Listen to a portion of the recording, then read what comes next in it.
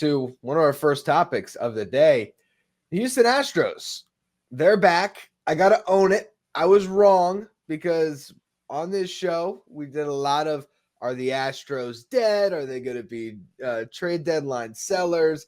You always were the voice of reason. It's the Astros. It's early. Let's wait.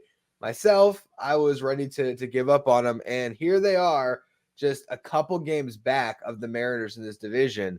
What's the bigger story? The fact that the Astros have stormed into this race again, or that the Mariners never took it? Because I feel like it can go both ways.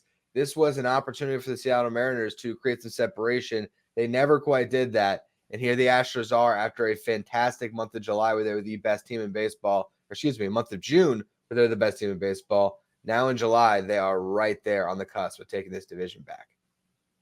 I have to say that the story is more about the Astros charging back. I think obviously Houston is just the bigger market, the bigger story, the more storied franchise right now as of recent than Seattle. And it just seems like it's about them. And it's less of a surprise that they would do this, at least to me, that they'd be able to roar back into the race just 3 games back of the first place Mariners than it is about the Mariners kind of never really taking hold, to use your words there. A really strong roster, incredible starting pitching, and yet it's not enough. And they're going through those lulls right now in mid-season. And by no means does this mean that the Astros are going to continue on this trajectory and lock down the AL West. Maybe the story is the fact that they were able to get back into this hunt for the pennant in their division so quickly, because it seemed like we were ready to rule them out in mid-May almost. Like they just couldn't get their feet underneath them. They won the 2 games in Mexico City against the Rockies, and yet still couldn't maintain that momentum. And now we're seeing that 8-2 in their last 10, and just really looking like this Astros club that, partially that we've expected them to be and that they've been. But the fact that they're getting contributions from a lot of different guys and they're just plugging in, it's a winning culture, and they're getting everybody to buy into that and say, despite the fact that we were really bad in April, we are a really, really good team. I think a couple of things that stand out to me with this Houston Astros club is the fact that, for one, their bullpen is stabilized. That's a big difference that we've seen from early in the season to all of a sudden see Brian Abreu and Ryan Presley do what they've done in the past. We went into the year saying, man, Abreu, Presley, Hader doesn't get better than that. And it has looked better than that from some other teams like the Guardians and others that have put together a better bullpen up to this stretch. But now you're seeing those guys start to pitch up to their capability. But the bigger story is Hunter Brown. All of a sudden, a newfound ace for the Astros. Since the calendar turned to June, Hunter Brown has made 6 starts. He's 5-0. He's got a 0.97 ERA, and this is after pitching to an ERA. I think it might have been north of 5 earlier in the year. Now, all of a sudden, he is living up to his potential as one of their former top prospects that is stabilizing a rotation that has dealt with just a ton of injuries this year. Yeah, that's how you're able to sustain success over multiple seasons, is when one guy goes down, you have to have somebody else that can step back up. And it seemed like Hunter Brown was going to be that next guy. And as you said, just really struggled in the first part of this first half. And now you look back at his last 7 starts, 1.05 ERA, just eating up innings, 6 innings, just about every single start, striking out batters, not giving the free passes, and really just being that guy that he was kind of expected to be, probably even better than that, right? So, they're getting those contributions, and it's not necessarily a surprise. I think there were enough signs there to suggest, okay, this is going to be the end of their run, right? They don't have Dusty Baker there. They've got a new manager, so maybe that throws a wrench into things. Guys are a little bit older. Alex Bregman is on the precipice of free agency. They re-sign Altuve, but not Bregman. And it's kind of they're at a crossroads. And it really looked like they weren't going to get it done. But when you just put that many talented players in the same clubhouse and all the great baseball minds that have come through Houston over the past decade plus and that are still there, you still have to like their odds for pulling this out and winning the AL West and making the postseason yet again.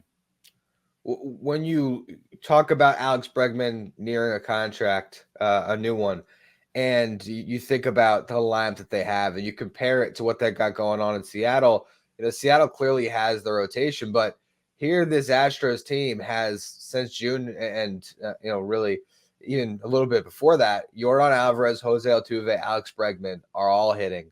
Yainer Diaz is hitting, and they've done all this without Kyle Tucker, who we've given a lot of love on this show, who fouling off his shin, has been out for a while now. Now they might get him back soon to take the lineup to another level. It's the difference that they can really create the separation with their bats that the Mariners have not been able to. I think that's the separation that makes me all of a sudden be like, all right, maybe the Astros are the favorite in this division again, despite the fact that they got off to such a brutal start.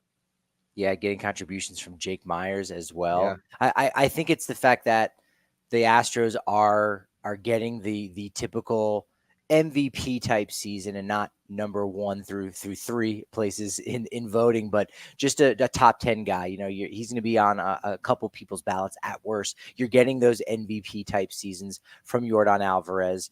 You got in Jose Altuve, the Just Baseball Player of the Month for April. And you're getting it from those players that you're counting on. And you're not getting it from Alex Bregman just yet. He's been a little bit better over the last month. Batting average is definitely taking a step forward. But still, you've got 2 of those guys to really lock down that lineup and give some stability to. Whereas if you look at the Mariners, they're still waiting on Julio Rodriguez. I think there was even, some kind of initiative by Mariners fans to get going and to give a big rousing round of applause to Julio Rodriguez, kind of trying to take a page out of the Trey Turner book from last year with Phillies fans. Much different situation, but still the concept there is, hey, this guy is a great player and they just need a little bit something extra to get going because the momentum is not there and it's just not happening for him. And so for the Mariners to not get that from Julio Rodriguez, but they are getting it from the rotation, it's not enough. You need all of those pieces working for you. It's almost like a 3-legged stool where you need the rotation, you need the lineup, and you need the bullpen to be doing it. And if you're missing one of those legs, you're going to fall over. You are for sure. And Julio Rodriguez, you look at the month of June in comparison, we're talking with the Astros guys, he is right below he was right below the Mendoza line, 198 average. So, J-Rod needs to hit. There's no way around that. As much as we can talk about, all right, the Mariners can make, a trade for an outfielder, X, Y, and Z, however they can get that lineup going, which will be important. If you don't have your franchise player, your MVP doing it day in, day out, it's really hard for other guys to pick up that slack. No one really can. So if the Mariners are going to take advantage of the fact that they might have the best rotation in baseball, every 5th day they put out a starter you feel good about, you got to score some runs for them. And I actually, to assign a story to one of our co-founders, but I reached out to Aram Layton and I said, dude, the same way you broke down Corbin Carroll's swing, can you do that for Julio Rodriguez? What's going on? So for all of you watching, something exciting that could be in the works coming up soon here on the site to try to figure it out. But that's the biggest thing with this Mariners team. It's a wasted opportunity because they could be way ahead in this division, but they still have a lead. So hopefully they get J-Rod going soon. And going forward, I don't like the looks of things for what could possibly come for the Mariners because, as Jerry DiPoto even said this past offseason when they made these smaller moves, that it's about sustainability. It's about taking more bites of the apple rather than one real big one or a couple real big ones.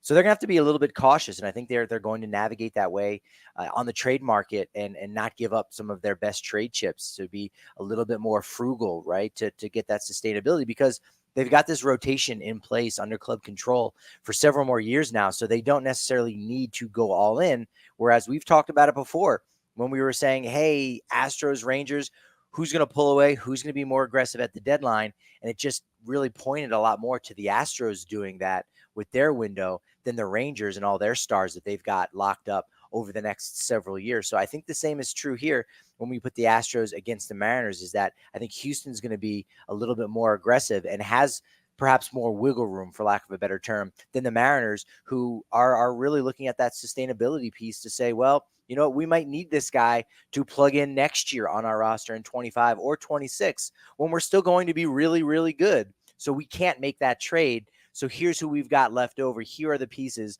Hopefully they can do some bartering and improve that roster, but it might not be as much as the Houston Astros are willing to give. Yeah, it's the expectations that you set for yourself as a team and what you decide to do with them. It really is the month that you decide where you're going to go. And I think there's a world where the Rangers are sellers. I mean, I'm looking at who are the top starting pitchers available, and I think, man, maybe Nathan Eovaldi gets on the market because the Rangers, while they want to defend their crown, they might just get to a point where the race gets away from them. And this could become a two-team race down the stretch. Last year, the Rangers were the team that was out in front early in the season. They eventually ended up losing the division late to the Astros. What do you think it is about that pedigree that not only helps you finish a season strong and grab a division, but also the Mariners right now that have had this division throughout this year?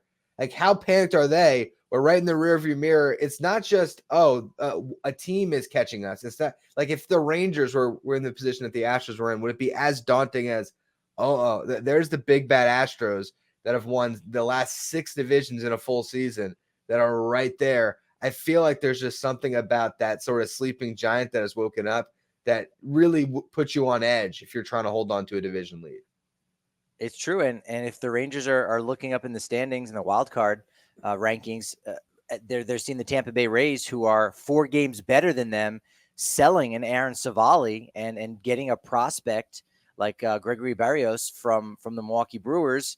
The Rangers have to think, oh, maybe we need to do the same too. Probably after the All-Star break, after everyone's excited, everyone's feeling good. But maybe we'll wait until July 30th. We'll wait to that 4 p.m. Eastern deadline to really offload some of those guys so that we can retool and get back, because they do have some expiring pieces. We've talked about that in the past. Go back and make sure you're listening to that anywhere you can listen to podcasts or over on the YouTube side, because the Rangers, they're not done right now as far as their window. It just opened up. They went from 100 losses to the World Series in 2 years in a similar fashion as the Arizona Diamondbacks. So they're going to be around again.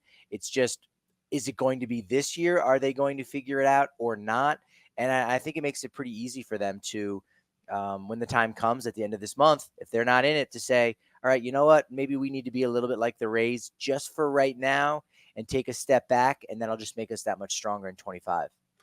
They're a team that, they have all the resources right now to make moves, but you have to, be realistic.